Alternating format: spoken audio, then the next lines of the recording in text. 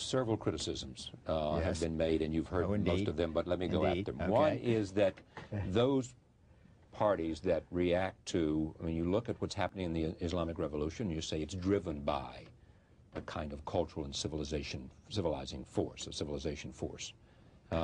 B, there are others, though, would say that most of the states that you suggest are in one camp or the other are simply acting out of national interest in the way that nation-states have always acted. Well, that's absolutely true. Nation-states have always acted out of national interest and will continue to do so. The important question is, how do they define their national interests? And what my argument is, that they are defining their national interests now increasingly in cultural terms, and seeing those countries which have very different cultures, often as threats to themselves, and aligning themselves with countries with similar cultures. Look at what's happened in the Balkans, which was divided during the Cold War with Bulgaria and Romania in the Warsaw Pact, Greece and Turkey in NATO, Yugoslavia non-aligned, and Albania off by itself, an occasional friend of communist China. But what has happened now? Yugoslavia is broken up.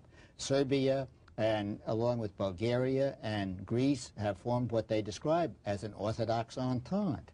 The Catholic parts of Yugoslavia, Slovenia, and Croatia are knocking on the door to get into Western European institutions. Turkey is resuming its role as the protector of the Muslims in the Balkans, in Bosnia and in Albania. Greece and Turkey are allies in NATO.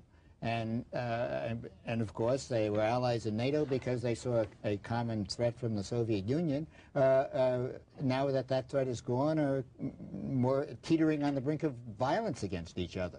In your judgment, Yugoslavia is split up along cultural lines. Right. Others will argue that it was not cultural or even religious lines, that it was, in fact, driven by nationalistic lines. Well, those were the forces that whatever, you can put any label you want on them. The fact of the matter is that Yugoslavia divided up along lines which were, you can call nationalist, you can, or religious or civilizational, but it was basically Orthodox Serbs and Catholic Croats. Supported by Russians. Catholic Croats, supported by several of the Catholic countries of Western Europe.